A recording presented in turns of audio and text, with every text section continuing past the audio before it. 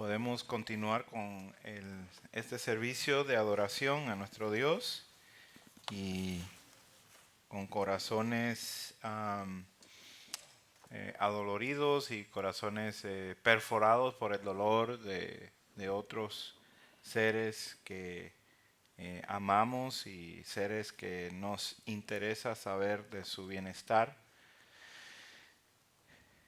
Hoy vamos a seguir nuestra serie del libro de Marcos, en capítulo 4. Vamos a culminar con este capítulo y vamos a tener una serie de milagros muy específicos en los próximos domingos.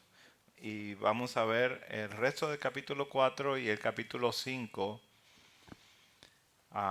bajo el título de los milagros de Jesús que revelan su identidad. Estos milagros fueron escritos por Marcos para llevar un propósito muy, muy clave.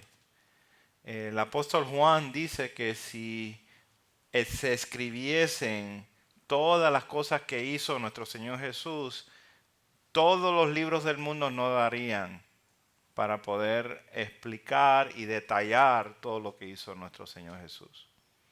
Así que cada uno de estos escritores escogen de los tantos milagros, de las tantas cosas que hizo nuestro Señor Jesucristo, para llevar el mensaje.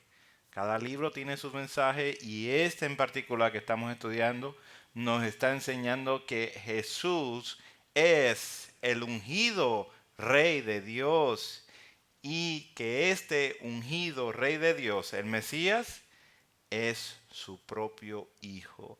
Entonces Él nos está revelando esto a través de la Escritura y hoy vamos a ver que estos milagros de Jesús revelan su identidad. Y para eso vamos a leer en los versículos del 35 al 41 del libro de Marcos. De los versículos 35 al 41 del libro de el Evangelio de Marcos, capítulo 4. Y dice así la palabra de Dios. Aquel día, cuando llegó la noche, les dijo, pasemos al otro lado. Y despidiendo a la multitud, le tomaron como estaba en la barca. Y había también con él otras barcas. Pero se levantó una gran tempestad de viento y echaba las olas en la barca de tal manera que ya se anegaba, esto es, se hundía. Y él estaba en la popa durmiendo sobre un cabezal y le despertaron y le dijeron, Maestro, ¿no tienes cuidado que perecemos? Y levantándose, reprendió al viento y dijo al mar, Calla, enmudece.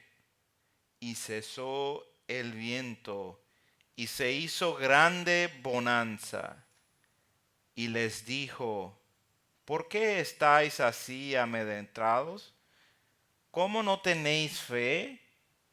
Entonces temieron con gran temor y se decían el uno al otro, ¿quién es este que aún el viento y el mar le obedecen? Dios, en estos momentos te rogamos que lo que no hemos entendido hasta ahora, hoy lo podamos entender. Lo que no hemos practicado en nuestra vida, que hoy comencemos a practicarlo. Y lo que no hemos anunciado acerca de tu nombre, hoy sea el primer día que lo anunciemos.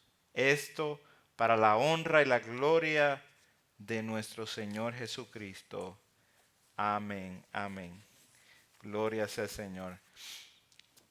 Hebreos capítulo 1, Colosenses capítulo 1, Juan capítulo 1 nos detalla que Jesús es el creador y que todas las cosas fueron hechas por medio de él, y detalla Juan el contraste diciendo: y sin él nada de lo que fue hecho. Toda la creación se le atribuye a Jesucristo. Todo el propósito de la creación se le atribuye a Jesucristo. Y toda la razón y el sostener la creación se le atribuye a Jesucristo. En otras palabras, nuestra existencia está atada al propósito del Señor Jesucristo. No es algo como nosotros lo vemos irrelevante, sino es completamente atado a nuestra existencia. Nosotros hoy vamos a ver dos formas que nosotros vemos la realidad de las cosas cuando suceden. ¿Cómo definimos las cosas cuando suceden? En base a nuestra perspectiva. Cuando vemos el desorden que nos lleva al terror, comunicamos pánico, comunicamos terror, comunicamos cosas que nos llevan a pensar o nos dan la idea de que no tenemos esperanza. Y también cuando vemos que del terror Dios hace el orden, entonces tenemos una perspectiva correcta de la vida. Tenemos una perspectiva correcta. O vemos el terror como el fin de las cosas, es un gran espanto y ahí me voy a quedar y me voy a paralizar. O vemos que por medio de estas cosas que suceden en la vida hay un propósito para Dios ser glorificado, y entendemos entonces una perspectiva correcta de las cosas. A continuación, como le estaba diciendo al principio, tenemos una serie de sobreabundantes evidencias de que Jesús es el creador, de que Jesús es el que tiene autoridad sobre lo que Él ha creado, el mundo natural, el mundo espiritual, el mundo de nosotros, de nuestra salud, y aún dentro de la muerte. Él tiene autoridad. Su autoridad es absoluta, es completa. Así que vamos a ver hoy que Jesús tiene autoridad sobre el mundo natural, sobre la creación. Y en eso vamos a ver los siguientes versículos, del 35 al 38, que va desde el desorden al terror. Cómo nosotros interpretamos los sucesos de la vida desde el punto donde todas las cosas se empiezan a mover a una manera que no nos gusta y nos volvemos en pánico. Aquel día, dice el versículo 35, cuando llegó la noche, les dijo: pasemos al otro lado. Y despidiendo a la multitud, le tomaron como estaba en la barca, y había también con él otras barcas. Pero se levantó una gran tempestad de viento y echaba las olas en la barca de tal manera que se anegaba. Esto es, se inundaba al punto de hundirse. Y él estaba en la popa, durmiendo, sobre un cabezal. Y despertaron y le dijeron: Maestro, ¿no tienes cuidado que perecemos? Así que, ¿qué tenemos aquí en esta narrativa? Tenemos que es de noche, tenemos a unos expertos pescadores marineros navegando sobre este lago. Es el mar de Galilea, según el contexto nos los enseña. Y note que Jesucristo quiere ir hacia el otro lado de donde se encuentran, quiere ir hacia el otro lado. ¿Por qué? Porque allá tiene un propósito muy especial. Y ese lo vamos a dejar para el próximo domingo. Pero en esta historia las barcas están en peligro. Son varias barcas las que están navegando sobre este mar, lago, y están en peligro de naufragio, ya que se levantó una gran tempestad de viento. Esto es una tormenta. Una descripción de este lugar, sabemos que por el contexto es el mar de Galilea. Este mar de Galilea tiene una circunferencia de 53 kilómetros y tiene una profundidad de 43 metros. Pero está situado a cientos de metros debajo del nivel del mar. Se estima que es uno de los lugares más profundos o debajo del nivel del mar. Este lago ha sido estudiado muchísimo por científicos porque tiene unas propiedades muy particulares. Y una de estas son los vientos que vienen de repente y salen de repente en ese lugar y son impetuosos. Esta gente, estos marineros, estos discípulos conocen muy bien estos vientos. Esto es lo que posiblemente está pasando aquí. Ahora, este viento no es de tamaño normal. Ese es el problema. Que estos marineros expertos en navegar estas aguas se encuentran ahora en peligro porque están luchando contra un viento con un oleaje muy fuerte. Estas barcas están al nivel o a punto de naufragiar. Si usted y yo vamos a ese lago y recibimos los vientos normales, de seguro nos vamos a sentir como que algo nos va a pasar. Pero para estos marineros, el viento normal es cualquier cosa para ellos.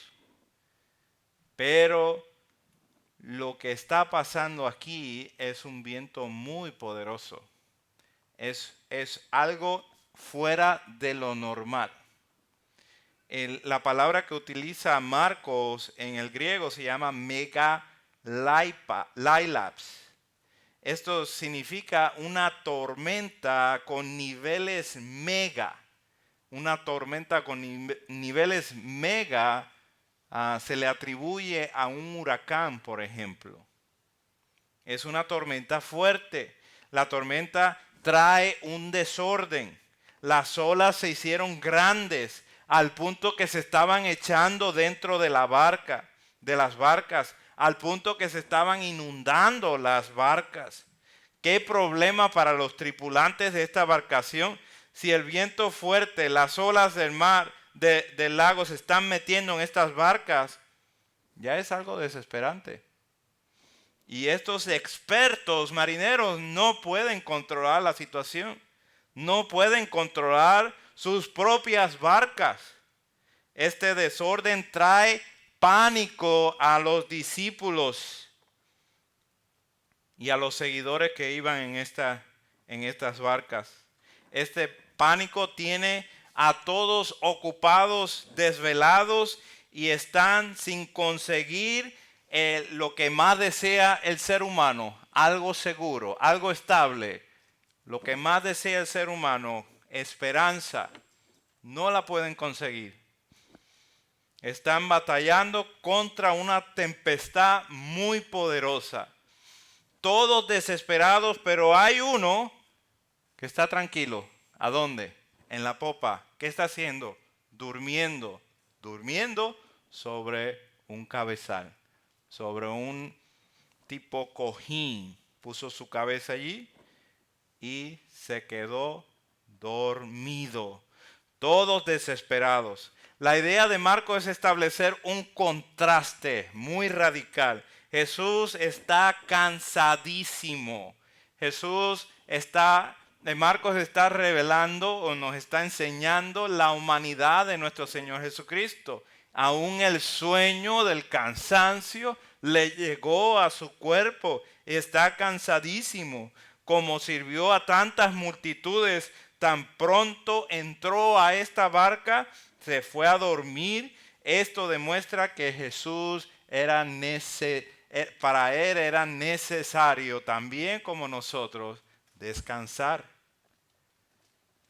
Y este descanso le iba a ayudar a reponerse de todo lo que estuvo haciendo durante el día.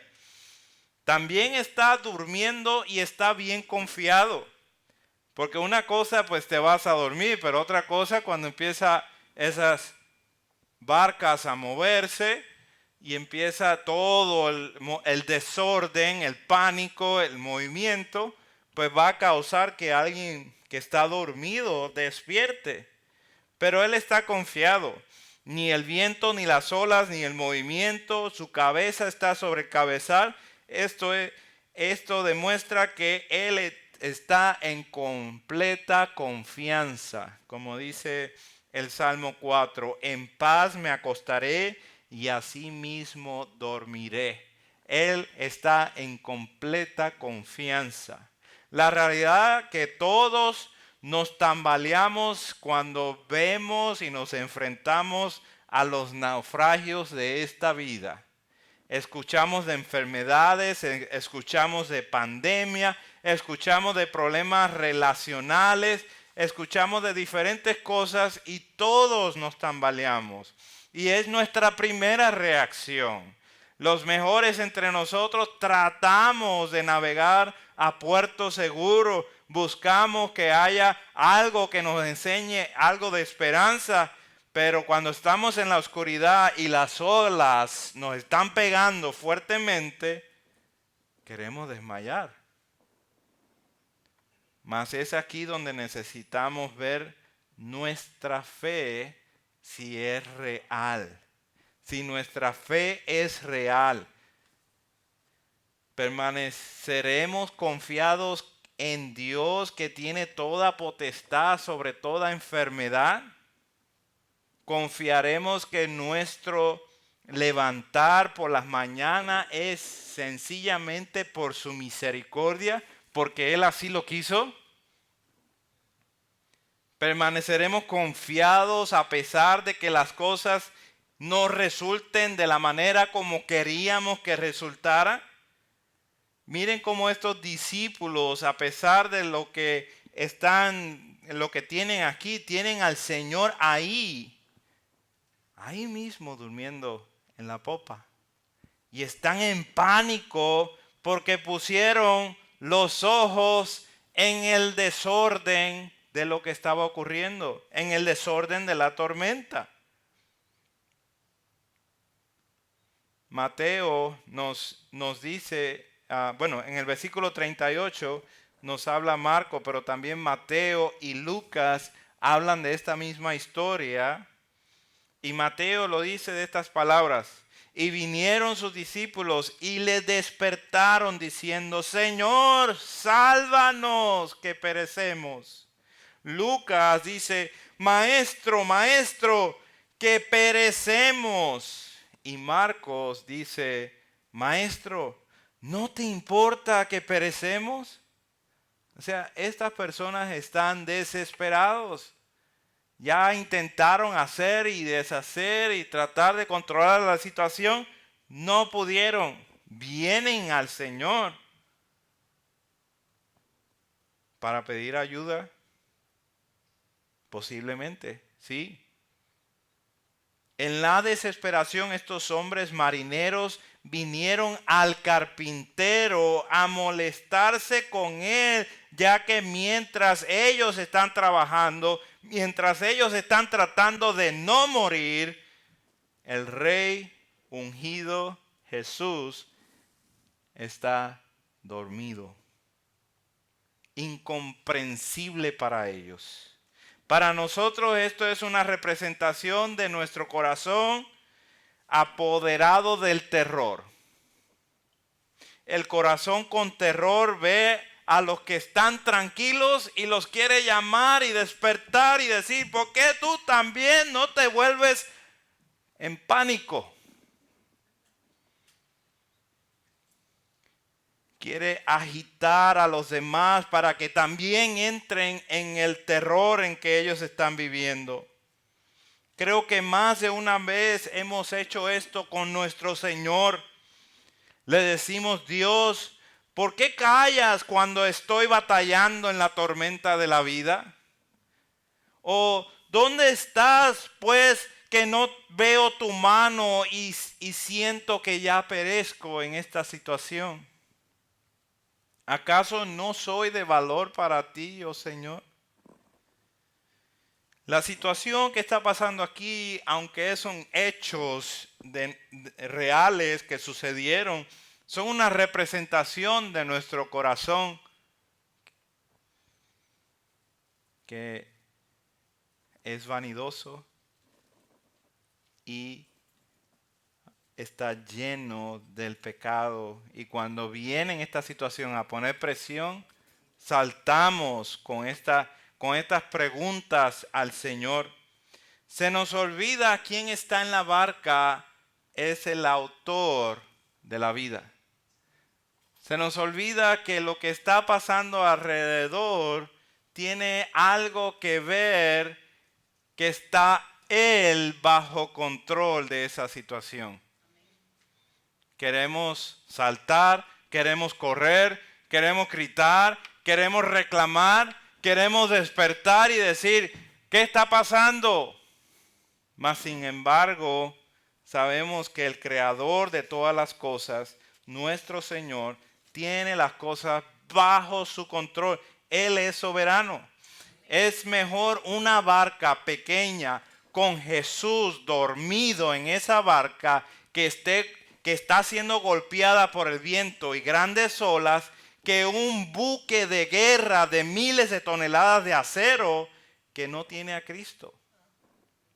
Mejor que la vida es Cristo. Mejor que la seguridad de todo es Cristo. En una balanza, en este lado ponemos todos los peores problemas que podemos tener. Los terremotos de la vida. Podemos poner todos los desastres en relaciones, la desesperanza, las desorientaciones, la mala salud, las enfermedades, las muertes, los vientos de dolor, de necesidad y vientos de angustias, depresión y plagas.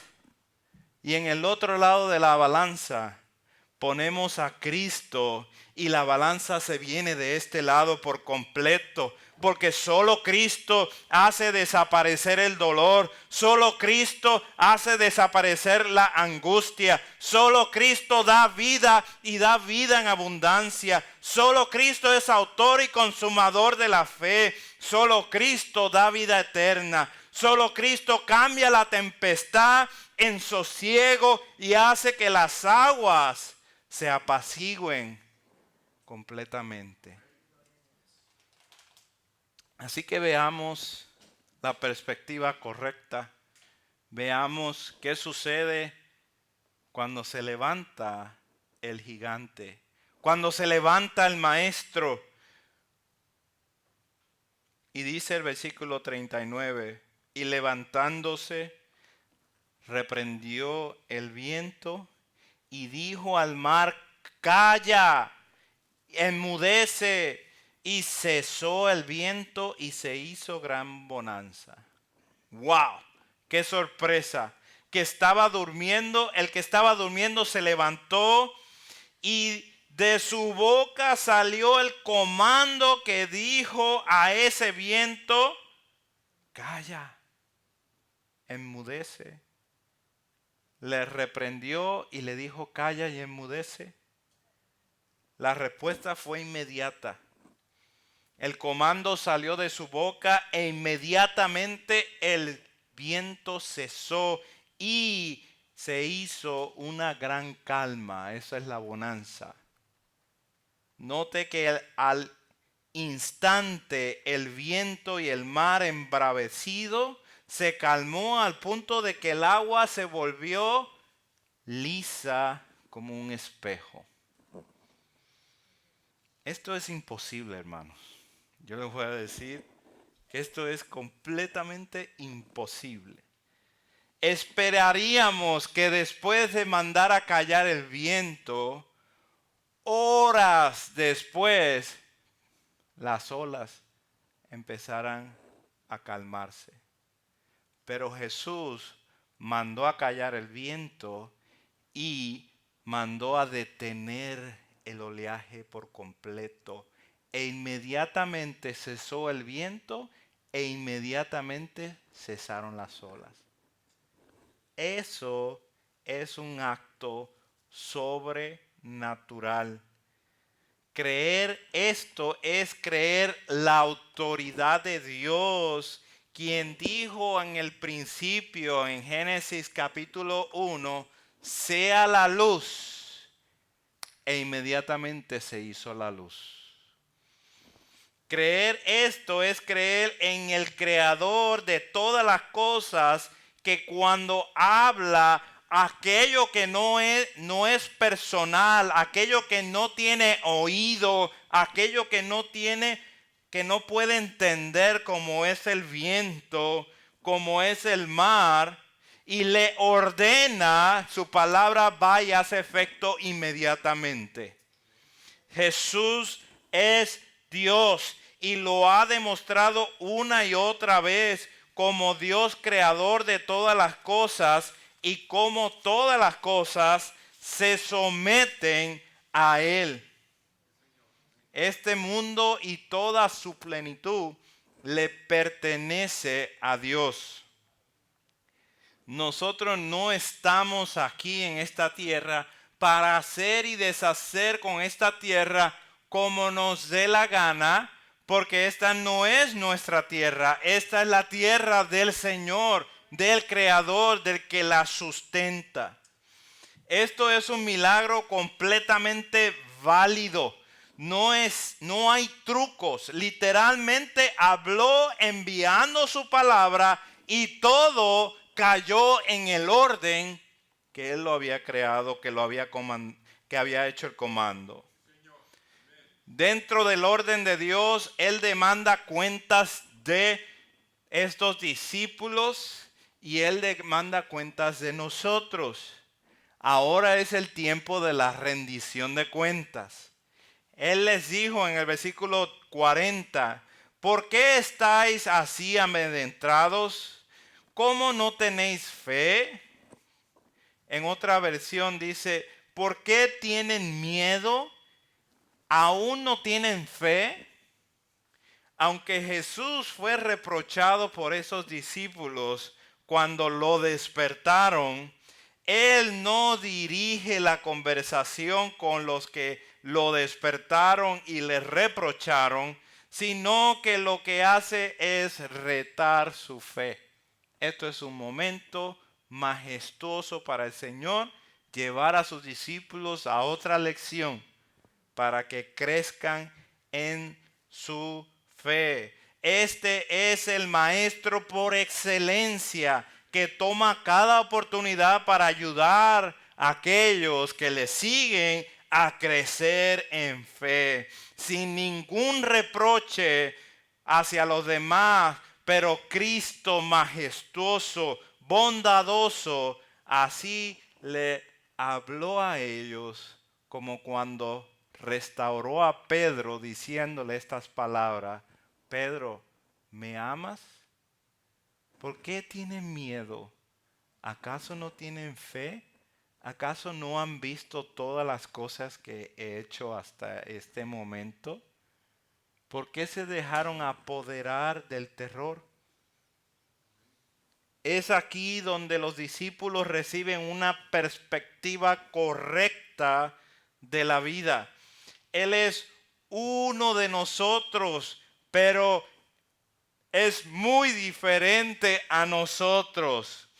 Él está dormido porque necesita recuperarse como ser humano, pero cuando se levanta y habla, todas las cosas se someten a Él. Este gobierna desde los cielos y Él es el Santo de Dios. Su esplendor es mucho más que el sol. Él es el que está en otro nivel y nosotros estamos en un nivel muy inferior a Él.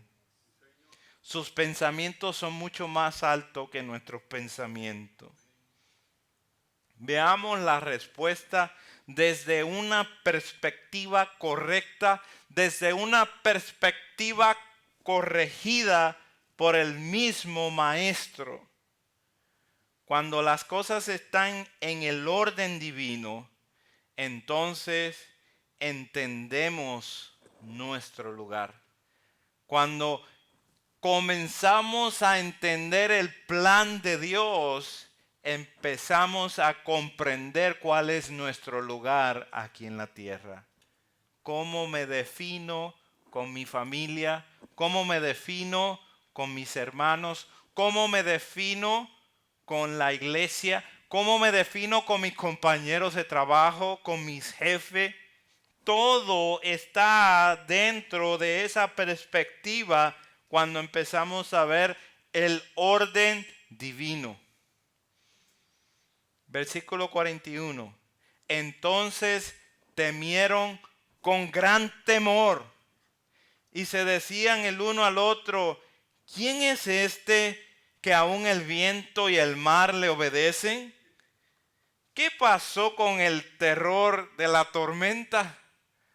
¿Qué sucedió en las mentes, en los corazones de estas personas? Ahora tienen otra clase de miedo. Ahora están espantados. Si antes temían por su vida, ahora terminan por su eternidad. Ahora tienen un temor mucho mayor. Temen al que mandó a callar a la tormenta. Dentro de la perspectiva correcta, si ellos tenían al Hijo de Dios en la barca, era lo único que ellos necesitaban. Dentro de la perspectiva correcta, ahora tienen en la barca un problema mayor que la mega tormenta que los preocupó y los llevó al terror de pánico. ¿Qué es lo que revela este milagro acerca de la autoridad de Jesús? Que ahora conocen que Jesús es Dios mismo encarnado, que estaba durmiendo en la popa de esa barca. Ahora sí están preocupados. Si esta narrativa comprobada, validada y testificada por la vida de muchos en ese tiempo, que testificaron al punto de dar sus vidas por la veracidad de esta narrativa, de esta escritura, es verdad, entonces, ¿qué significa para ti que en este planeta estuvo caminando el Hijo de Dios? Tendrás que rendir cuentas a Dios acerca de su Hijo. Dios envió a su Hijo a esta tierra a ser humillado por nosotros, a vivir en un cuerpo limitado por un tiempo para traer la posibilidad de la salvación, para hacerla posible a seres humanos.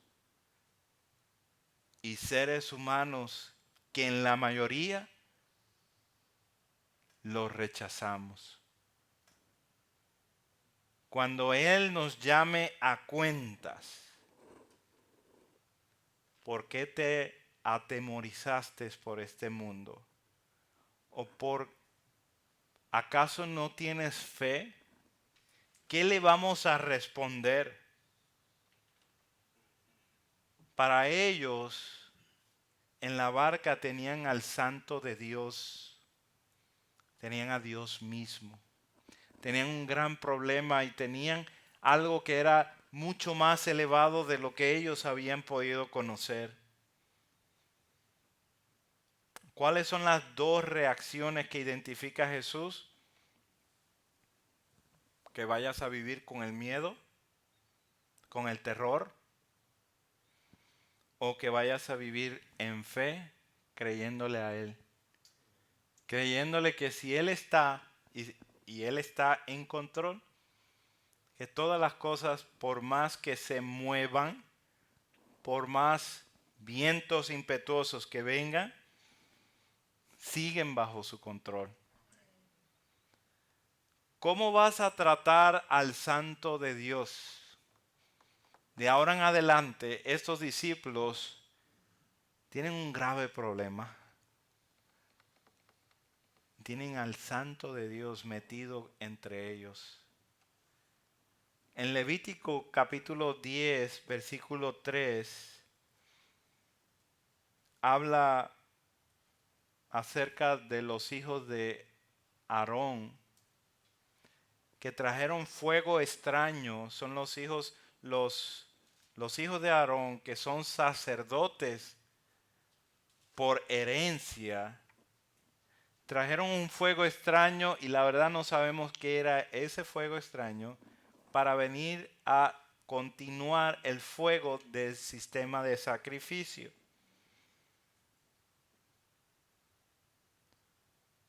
Dios inmediatamente quemó a estos dos hijos de Aarón. De inmediato.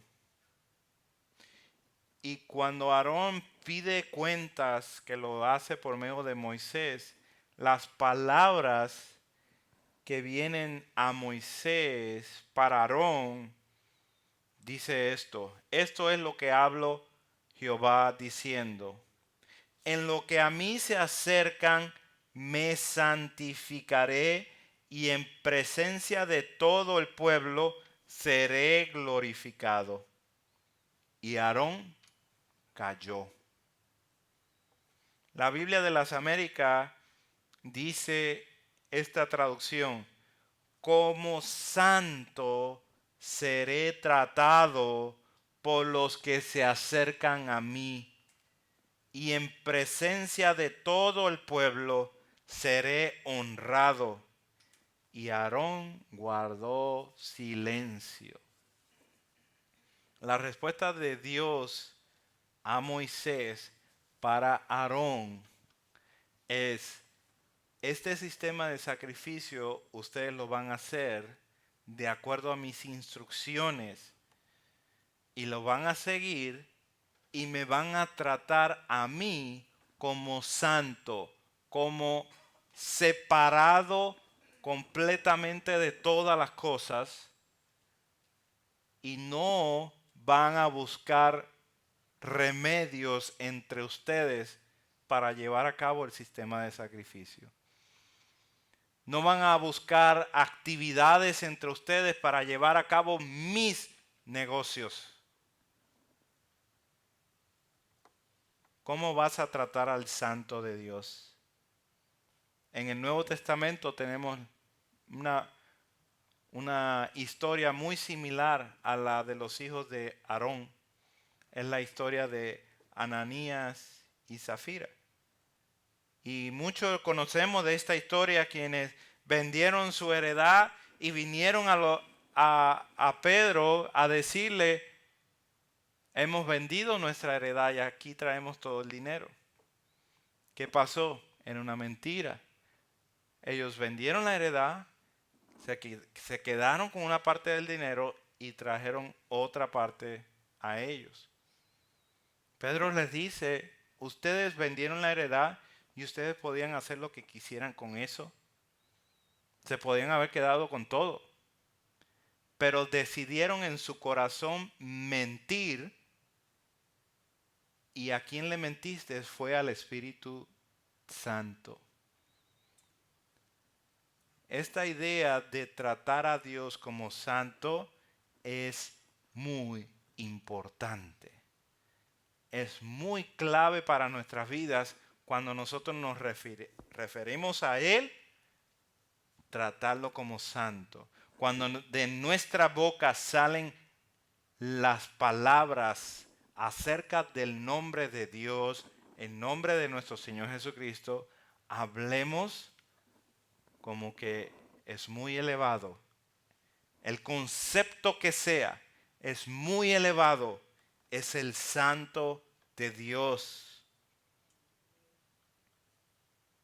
Estas personas que quisieron mentir al Espíritu Santo cayeron fulminadas al piso, muertas inmediatamente.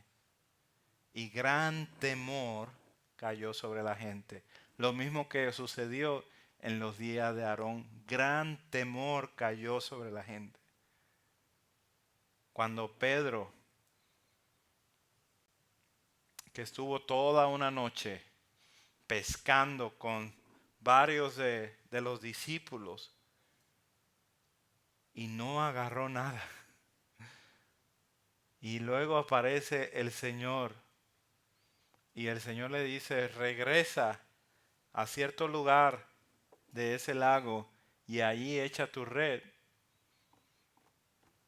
Pues Pedro se quedó como que, pero Señor, toda la noche hemos pescado, toda la noche. Oye, nosotros sabemos hacer esto. El problema es que no hay pescados ahí, no hay peces. Pero vamos a hacerlo. Y fueron al lugar donde le indicó el Señor. Y el Señor de los cielos ordenó a todos los peces de ese lago a brincar a esa red. Él tiene potestad para hacer eso. Y cuando Pedro observó esto, se tiró frente a Jesús, postrado, y le gritó, apártate de mí, Señor, pues soy un hombre pecador. Esa es la perspectiva correcta, de tener el nombre de Dios y todo lo que significa Él como santo y temerle. Yo soy un pecador. ¿Cómo dudé de ti? ¿Cómo pude dudar de tu soberanía sobre todas estas situaciones de la vida? ¿Cómo puedo dudar aún en la muerte? Soy un pecador. Tú eres santo.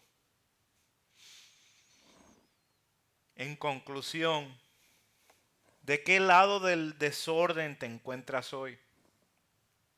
¿Del lado del desorden que te vuelves cobarde, miedoso y te asusta hasta tu propia sombra?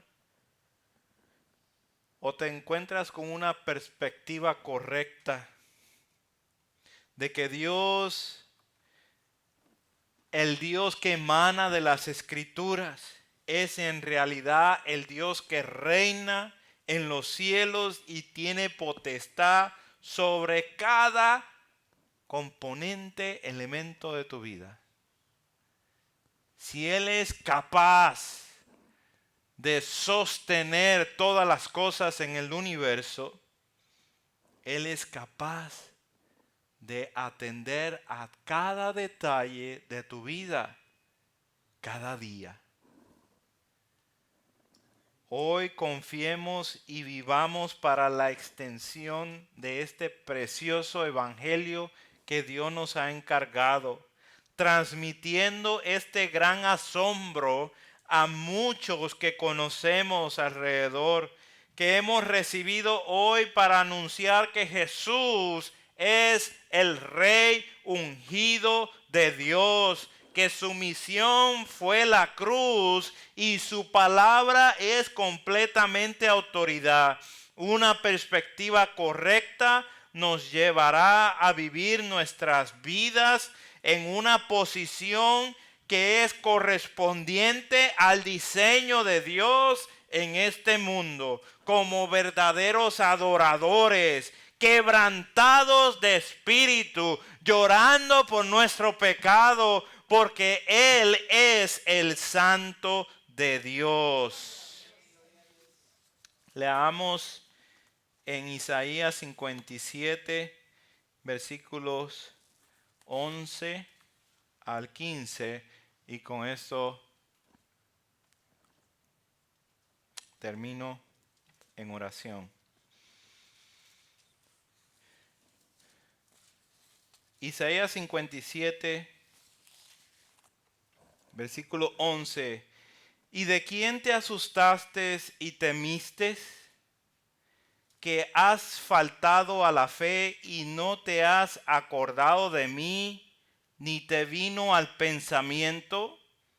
No he guardado silencio desde tiempos antiguos y nunca me has temido. Versículo 12. Yo publicaré tu justicia y tus obras que no te aprovecharán. Cuando clames que te libren tus ídolos, pero a todos ellos llevará el viento, un soplo los arrebatará, mas el que en mí confía tendrá la tierra por heredad y poseerá mi santo monte y dirá: allanad, allanad, barrer el camino, quitar los tropiezos del camino de mi pueblo. Porque así dijo el alto y sublime, el que habita la eternidad y cuyo nombre es el Santo. Yo habito en la altura y la santidad, y con el quebrantado y humilde de espíritu, para hacer vivir el espíritu de los humildes y para vivificar el de corazón de los quebrantados. Padre Dios, qué precioso es tu nombre. Grandioso Dios. Ayúdanos a considerar tus maravillas, a considerar lo poderoso que eres, lo sabio que eres. Ayúdanos a ver nuestro lugar en esta vida. Tú eres el santo y sublime. Y has decidido hacer morada con el quebrantado de corazón, con el de espíritu humilde. Dios, gracias por acordarte de los seres humanos. Porque hubieras tenido memoria de nosotros, hubiera sido suficiente. Pero enviaste a tu Hijo para visitarnos. Y en esa visita hiciste una compra de un pueblo para tu gloria y tu honra. Dios, ayúdanos a ver qué santo, santo, santo eres, para tener correcto nuestra perspectiva de las cosas en esta vida. En Cristo Jesús. Amén.